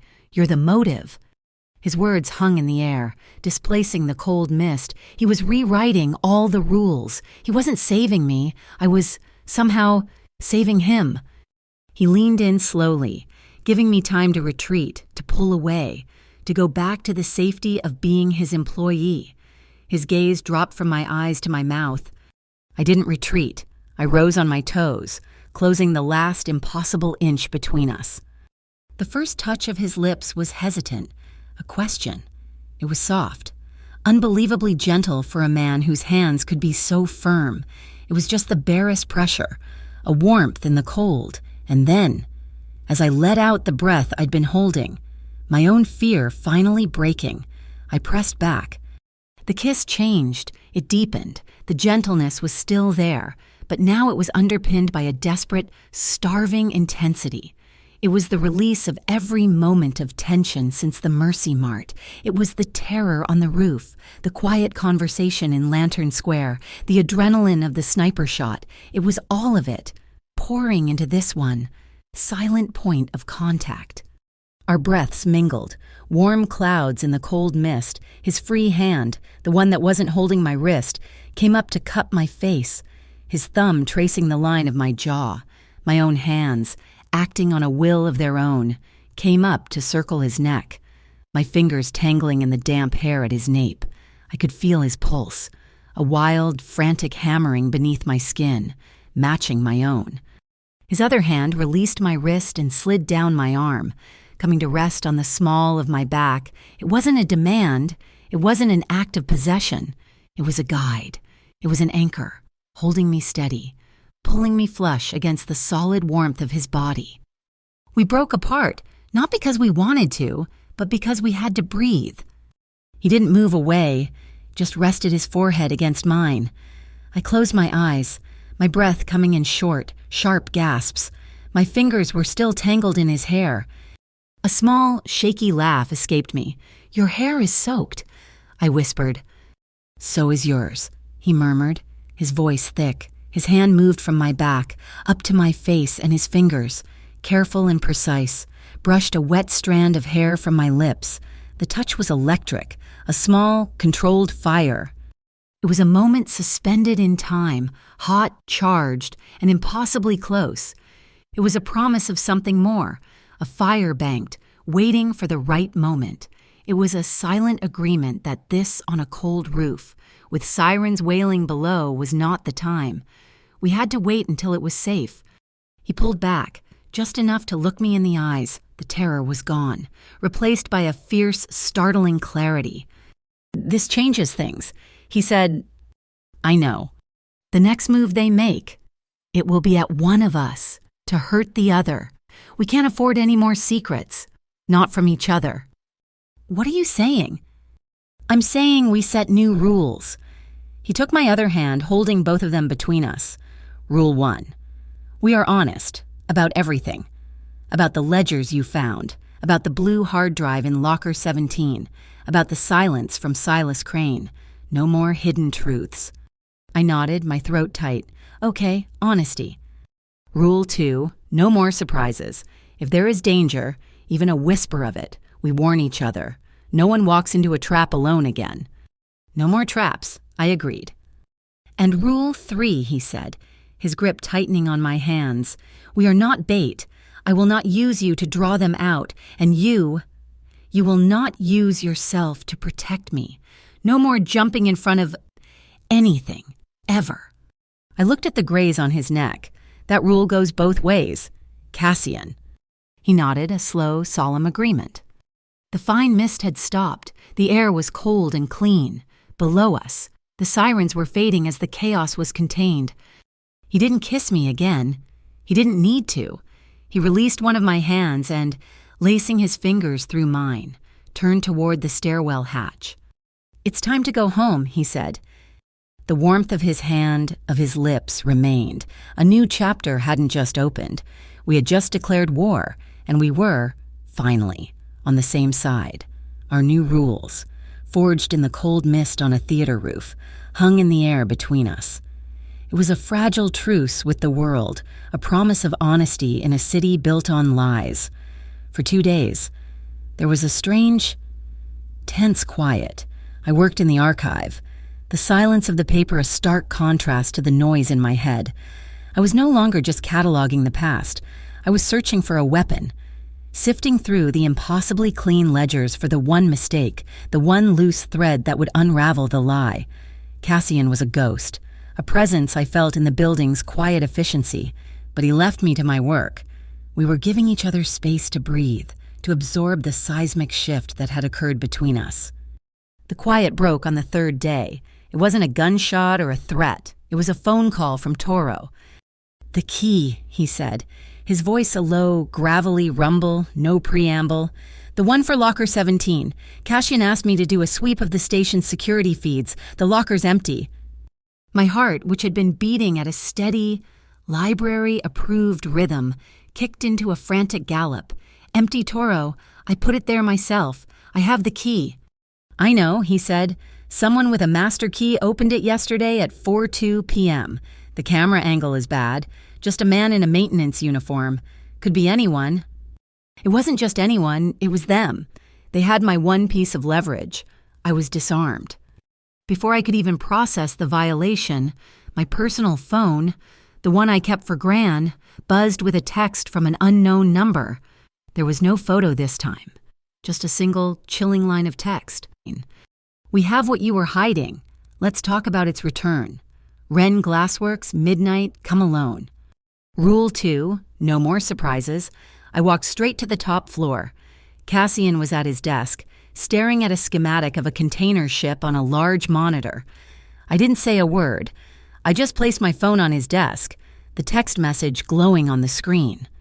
He read it, the muscles in his jaw clenched, a slow, dangerous tightening.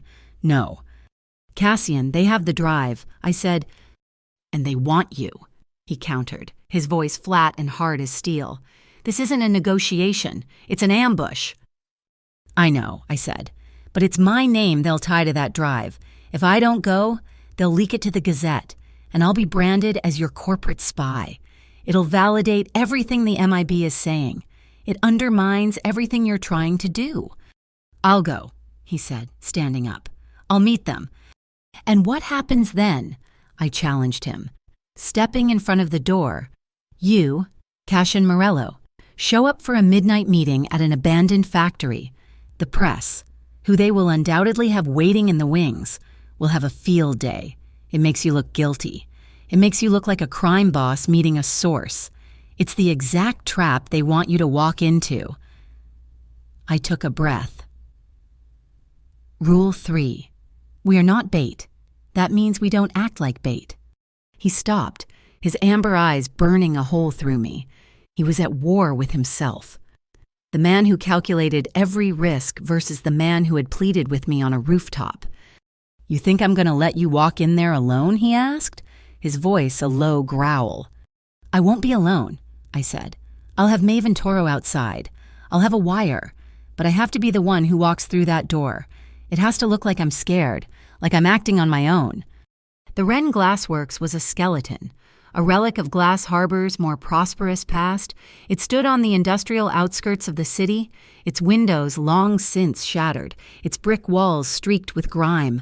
The rain had started again, a cold, miserable drizzle, and the air smelled of wet dust, rust, and decay. Maeve had fitted me with an earpiece so small I could barely feel it, and a microphone disguised as a button on my coat. One word, "Nora," she'd said, her icy eyes serious. "Redwood. That's it. We're through the wall in 10 seconds. I walked through the gaping, doorless entrance. The main factory floor was a cavern of shadows and broken machinery. Dust motes, thick as insects, danced in the single beam of a work light that had been set up in the center of the room, illuminating a small, cleared space. A figure stepped out of the shadows. It wasn't a cobalt thug. It was Silas Crane. He was immaculate, as always, in a tailored gray suit and a cashmere overcoat, utterly out of place in the industrial ruin. He looked like a visiting curator at a museum of decay. He held a leather briefcase in one hand. "Nora," he said, his voice the same calm, cultured tone he used in the Rook and Sons boardroom. He even offered a small, polite smile. It was like watching a cobra smile. "Silas," I said, my voice steady despite the frantic pounding of my heart, "you wanted to see me." I felt a direct approach was best, and he said, gesturing to a rusty metal stool, "Please." I remained standing. "Where's the hard drive?" "Safe," he said. He didn't look at me with malice. He looked at me with a kind of detached pity, the way a doctor might look at a terminal patient. "You've become quite the complication. You know, he was a lion, unpredictable. Yes, but powerful. And then he met you." He took a step closer, his expensive leather shoes crunching on broken glass. "And now he is a lion that has learned to fear, a lion that puts one person's safety above the strength of the pride. This city, this port. It doesn't have room for a lion with a weakness." The betrayal was so cold, so absolute, it was breathtaking. "You're working with them," I whispered, "with Cobalt, with Vance." "Working with them? He gave a small, condescending laugh. My dear, I am running them. The Cobalt boys are a useful tool, a cudgel. Vance is a puppet who craves legitimacy. I am simply restructuring the ecosystem. Cassian, with his talk of going clean, is threatening a balance that has existed for 50 years. He's a sentimentalist. Like his father, he's dismantling an empire out of principle. He opened his briefcase. Inside was a tablet. He tapped the screen and turned it to face me. My blood ran cold. It was security footage from the lobby of the Urban Standardization Office. It showed me, standing at the counter, but the footage was doctored. It was a seamless, perfect fake. It showed me sliding the envelope to the guard and then, in a separate, spliced-in shot, it showed me subtly passing a small, black object, a bug, to a man in a courier's uniform who brushed past me. It was a lie, but it was a visually perfect one. "This is the narrative, Nora," Silas said softly. "You, the disgruntled courier, acting as an inside source for a rival firm, or perhaps for the bank you owe money to. It's a very compelling story. It explains the bug, it explains the attack on you, and it explains why Cassian Morello suddenly gave you a high-paying job. Hush money." I felt the trap closing. This was checkmate. "What do you want?" "Silas," I asked, my voice barely a whisper. I let my shoulders slump. I let the fear show on my face. I was playing the part he expected, the scared, out-of-her-depth girl. In my ear, I heard the faint, almost inaudible click of Maeve confirming she had a lock on his voice. I just had to keep him talking. "Simple," he said, his smile returning. "The MIB is holding a final public hearing in 2 days. You will appear. You will testify that Cassian hired you to plant that device. You will say he's been bribing city officials for years. You will confirm the narrative. In return, this footage disappears. The hard drive is wiped, and you are given a generous severance package and a clean slate, far from here." "And if you don't," he said, his voice losing its polite edge for the first time, "this footage goes public. The drive is anonymously delivered to the MIB, and you will be charged as an accessory to corporate espionage. You will be crushed in the gears, Nora, and he won't be able to save you." He needed me. He needed a living, breathing witness to make his story stick. I need to think," I stammered, "buying time." "Of course," he said, "but to ensure you make the correct decision, a little collateral is required." He pulled out his phone, typed a short message, and hit send, a demonstration of the consequences of disloyalty. A second later, Maeve's voice was a sharp, urgent hiss in my ear. "Redwood, Nora Redwood now." At that exact moment, my own phone buzzed. It was a news alert from the Glass Harbor Gazette. The headline made my heart stop. "Fire breaks out at Redwood Pier apartment building." My building, my home, Gran. I forgot Silas. I forgot the trap. I just ran. I burst out of the factory, my lungs burning. A black SUV screeched to a halt in front of me, the side door flying open. It was Toro. "She's safe," he yelled as I scrambled inside. "I got her out an hour ago. Cassian had a feeling. I took her to my sister's. The apartment is empty. Nora, it's empty." The SUV roared away into the night. We didn't head back to the port. We went to a high bluff overlooking the city. Cassian was already there, standing beside his car, watching the distant, ugly orange glow on the horizon. My apartment, my life, going up in smoke. I walked to him, my legs unsteady. He didn't look at me. He just stared at the fire, and in the flickering, distant light, his face was a mask of stone. All the blood had drained from it. He looked broken. "He knew," Cassian said, his voice a dead, hollow thing. "He knew that was the only way to get to me, through you. He thought Gran was in there. For a split second before Toro had reached him, he had thought Silas had murdered my grandmother to make a point." I reached out and took his hand. It was as cold as ice. "She's safe. Cassian," I said, my voice firm, pulling him back from the edge. "Toro got her out. He was watching. You were watching. It's just things. They burned things." He finally looked at me. his eyes dark with a pain so profound it stole my breath. He used our rules against us. Yes, I said. So we use his against him. I squeezed his hand, my own resolve hardening into something cold and sharp as steel. We don't fight him in the dark. We don't use assassins or threats. We fight back our way, the clean way. He looked at me, a question in his eyes. The ledgers, I said, the plan forming, clear and bright in my mind. The ones from 2010 to 2015, the ones that are too perfect. Silas was running things then, when your father was sick. That's his paper trail. That's his corruption. He wants me to testify fine. I looked from his face to the ugly orange glow in the distance. I'll testify, but I'm not going to tell his story. I'm going to tell the truth. The night before the hearing was a ghost. It didn't feel real. It felt like the deep, silent breath before a plunge into icy water. My burned-out apartment was a crime scene. My grandmother was safely hidden at Toro's sister's house in the suburbs, and the fate of Cassian's entire world rested on a set of 2 perfect shipping ledgers from a decade ago, ledgers that Silas Crane almost certainly kept under lock and key. Kestrel Point Cold Storage, Cassian said, tapping a location on a digital map projected onto the glass wall of his office. It's an off-site records facility, climate-controlled, high security. He's used it for his personal accounts for 20 years. If a second set of books exists, they're there. How do we get in? I asked. Toro, who had been silent in the corner, slid a plastic keycard across the desk. It was a standard-issue security pass. The night manager there owed a debt to the old guard, a gambling problem. Cassian's father kept him on the payroll, and on a leash. The leash just changed hands. He lost his master keycard this afternoon. He won't report it missing until morning. The plan was audacious in its simplicity. We would not be a gang of thugs kicking down a door. We would be a quiet, precise scalpel, cutting out the tumor.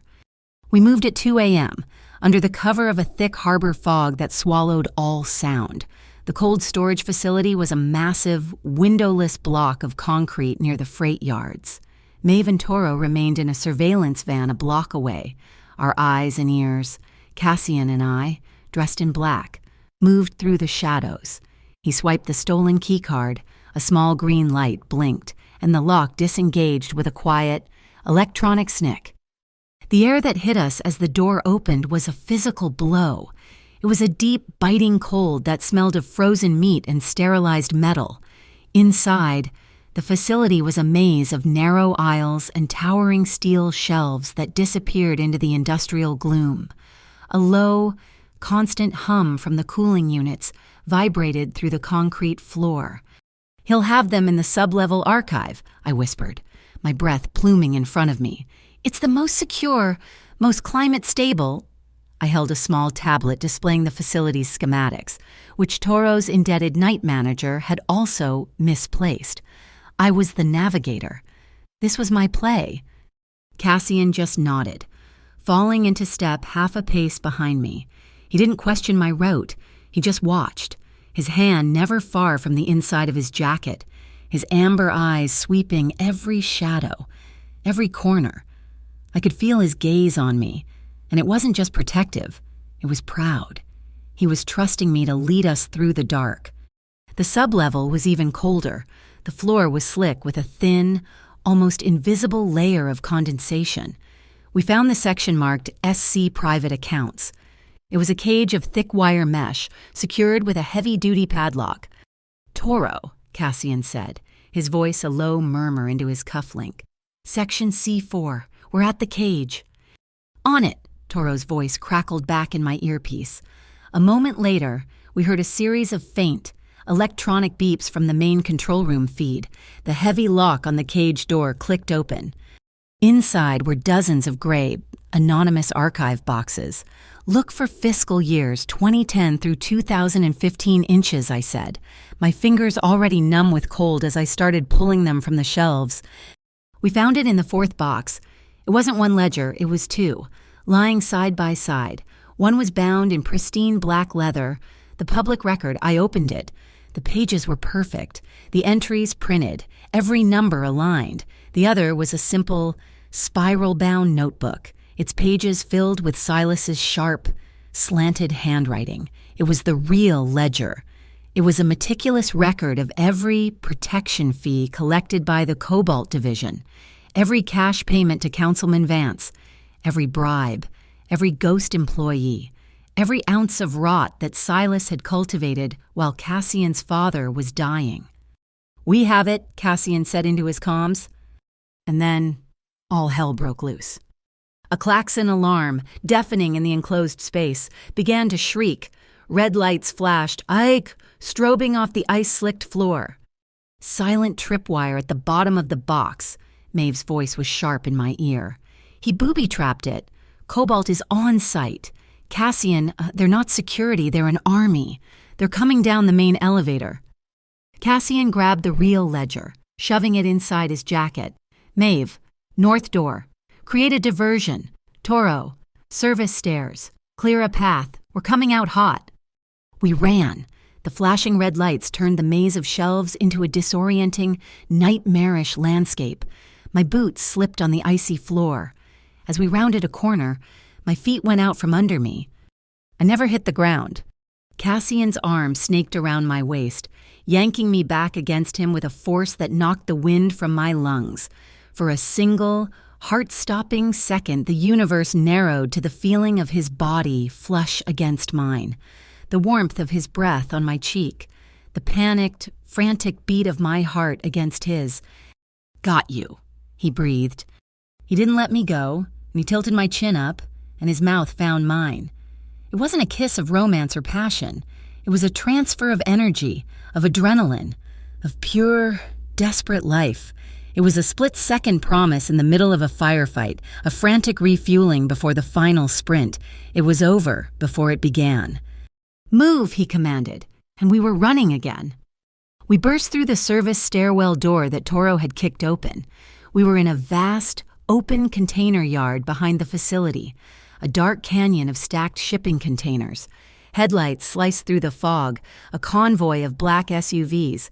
The signature vehicles of the Cobalt Division was blocking the main exit. We were pinned down. Heavy, concussive sounds echoed through the yard as they began to fire. Cassian pulled me behind a massive, rust-streaked container. "Stay here." He pulled a flat, black object from a hidden pocket in his coat. It unfolded with a series of sharp clicks into a compact, ballistic shield. "Maeve, now!" he yelled. From the roof of the cold storage facility, a small object arced through the air. It landed in the middle of the SUVs and erupted in a blinding, silent flash of white light, a flashbang, Maeve's handiwork. Men yelled in confusion, their vision gone. "Nora, with me!" Cassian grabbed my hand. He held the shield in front of us, and we ran, weaving through the maze of containers. "In here," Toro's voice boomed. He had pried open the doors of a large, empty container at the edge of the yard. We scrambled inside just as the effects of the flashbang wore off and the shooting started again. We huddled in the darkness of the container, the sound of rounds impacting the steel walls like a deadly hailstorm. My ears were ringing. My heart was a frantic drum. And then, a new sound cut through the chaos, a tinny, cheerful ringtone. It was coming from the comms system. Toro cursed, fumbling with his earpiece. "Sorry, boss, it's a voice message from my sister's phone." He patched it through, and suddenly, my grandmother's voice, warm and familiar, filled the cold, dark, metal box. "Toro, dear, it's Helen Vale. I hope this isn't a bad time. I just wanted to remind Nora to wear a warm coat to her big meeting tomorrow. These government buildings are always so drafty, and tell her I'll be thinking of her. Okay, dear bye-bye." Silence. Then, a low, choked sound. It was Cassian. He was laughing, a real, deep, incredulous laugh. Then Toro chuckled, a low rumble. And then I was laughing, tears of terror and relief streaming down my face. Here we were, trapped in a steel box, being shot at, and my grandmother was worried about me being cold. It was the most absurd, most beautiful, most human thing in the world. It was what we were fighting for. "Okay," Cassian said, his voice still shaking with laughter. "Let's go home." Maeve, ever the professional, had a Plan C. A Rook & Sons truck, disguised as a municipal sanitation vehicle, was waiting for us on the far side of the container yard. We made a final, mad dash through the shadows and were gone. We didn't go back to the port. We went straight to the offices of a man named Elias Vance, no relation to the councilman, a fiercely independent lawyer known for taking on corruption cases. He was waiting for us, his office lit, a camera on a tripod already set up. He placed the spiral-bound ledger into a heavy, tamper-proof evidence bag. He sealed it. He signed his name across the seal. I signed mine. Cassian signed his. The camera recorded every second. "This will be delivered under seal to the Special Prosecutions Archive at 6 a.m., Elias said. "The chain of custody is now unbroken and legally unimpeachable. They won't know we have it until you present it." The next morning, I walked into the MIB hearing room. It was a circus. The press was packed in, cameras flashing. Councilman Vance sat at the main table, looking smug. And Silas Crane, in the front row, gave me a small, confident nod. He thought I was his pawn. He thought I was broken. I took my seat. My coat was long, hiding the thin wire that ran from the button on my collar to the recorder in my pocket. I looked around the room. Cassian wasn't there. It was part of the plan. This couldn't be a mob boss defending his territory. It had to be a citizen, a former courier, a woman whose home had been burned down, telling her story. It was my stage. He was trusting me to take it. The chairman of the committee banged his gavel. "This hearing of the Metropolitan Integrity Bureau is now in session. We call our first witness, Miss Nora Vale." Silas Crane smiled. I thought he was about to win. I walked to the witness stand, the sound of my own footsteps echoing in the cavernous, silent hearing room. Every camera, every pair of eyes, was on me, in the front row. Silas Crane gave me a small, encouraging smile, the benevolent architect of my destruction. He thought he had won. He thought I was here to deliver the final, killing blow to Cassian Morello. He thought I was still the scared girl from the Mercy Mart. The chairman cleared his throat. "Miss Vale, please state your name for the record." "Nora Vale," I said, my voice clear and steady into the microphone. I looked out, not at the committee, not at Silas, but at the bank of news cameras. I was speaking to the entire city. "Miss Vale," the chairman began, "we are here to discuss your alleged involvement in a corporate espionage attempt." "Before we discuss that," I interrupted, my voice ringing with an authority I didn't know I possessed, "I need to talk about a grocery store." A murmur went through the room. The chairman looked confused. Silas's smile faltered. "A few months ago, I was standing in line at the Mercy Mart," I began, letting the memory, the raw, burning shame of it, fill my voice. I couldn't pay for my groceries, $12.43 for milk, lettuce, and cough drops for my grandmother. My card was declined. My bank account was overdrawn. I was a courier, working 60 hours a week, and I couldn't afford to eat. That is who I was. That is where this story begins. Not with a listening device, not with a corporation, but with a woman who was so broke and so scared that she was a perfect target. I let the words hang in the air. I had reclaimed the narrative. I had started it with my truth. The man you are investigating, Cassian Morello, was standing behind me in that line. He paid for my groceries. He didn't ask for anything. He just paid. Now, I have been asked to testify about my relationship with Mr. Morello, so let's talk about it. I turned to the large screen behind the committee. Please bring up Exhibit A. My independent lawyer, Elias Vance, nodded to the technician. The screen flickered to life. 2 documents appeared side by side. On the left, a page from the pristine, printed ledger from Rook & Sons, dated 2014. On the right, a page from a simple, spiral-bound notebook covered in sharp, slanted handwriting. On the left, I said, my voice like a hammer striking an anvil, is the official shipping manifest for Rook & Sons Freight, showing a flawless record of deliveries. On the right is the real ledger, a handwritten account of every community fee extorted by the Cobalt Division, every cash payment funneled to shell corporations owned by Councilman Arthur Vance, and every transaction initialed by its author. Silas Crane. The room erupted. Silas shot to his feet, his face a mask of fury and disbelief. "This is a fabrication, a forgery." "Is it?" Elias Vance stepped forward. "Mr. Chairman, the ledger in question was retrieved from a secure facility less than 8 hours ago. The entire chain of custody, from retrieval to delivery into the hands of the Special Prosecutions Archive, was filmed and legally witnessed." A door at the side of the room opened, and a woman in a severe gray suit walked in. "I am Director Anya Sharma of the Special Prosecutions Archive," she said, her voice carrying an unshakable authority. "I can confirm we took possession of a sealed evidence bag from Mr. Vance at 6:02 a.m. this morning. The evidence is authentic." Silas was white as a sheet. He snapped his fingers. A sharp, angry sound near the back of the room. 2 large men in Cobalt Division jackets stood up, their intent clear. They were going to create a scene, a riot, anything to stop this. But as they moved, the main doors of the hearing room burst open.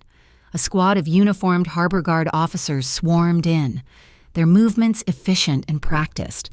Before the Cobalt thugs could take 2 steps, they were on the ground, their hands cuffed behind their backs.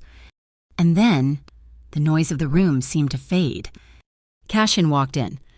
He wasn't flanked by Toro or Maeve. He was alone, wearing a simple, dark vest over a crisp white shirt.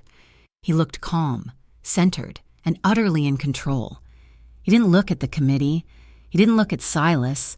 He walked down the center aisle and came to a stop directly behind my chair. He didn't touch me, but I could feel his presence. A solid wall of strength, just a breath away. "This is a circus!" Silas shrieked, his composure shattered, pointing a trembling finger. "He is manipulating this entire proceeding. Morello is the criminal." I turned in my chair. I looked up at Cassian. His amber eyes were calm, and they were filled with a trust so absolute it took my breath away. He gave me a single, almost imperceptible nod. "Tell them everything." I turned back to the microphone. "Silas Crane is correct about one thing," I said, and the room fell silent again. Cassian Morello's world is a violent one, but what he won't tell you is that Cassian was trying to end it. 2 weeks ago, he gave a direct order to cease all protection fee collections. He was shifting his entire operation to legitimate, taxable security contracts. He was going clean. I looked directly at Silas, my voice ringing with contempt. And that was a problem, because for 30 years, Silas Crane has been the one managing the syndicate's unreported cash. It was his personal slush fund. Cassian's principals were cutting off his power. So he made a deal with the Cobalt Division and Councilman Vance to seize control of the port for himself, using the MIB as his legal weapon and me as his pawn.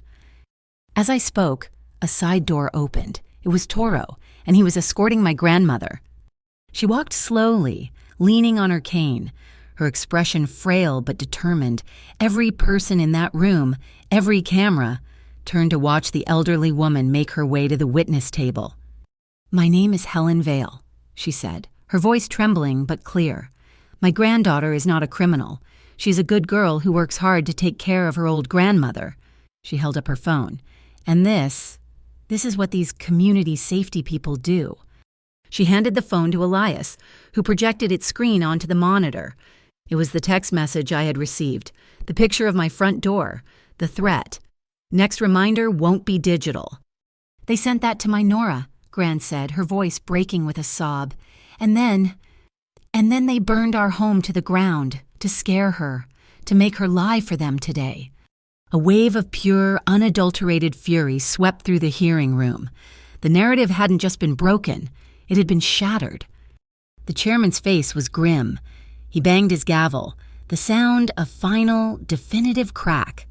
"Based on the evidence presented, this committee is recommending the immediate suspension of Silas Crane from all port operations, pending a full criminal investigation into his activities and his conspiracy with the Cobalt Division.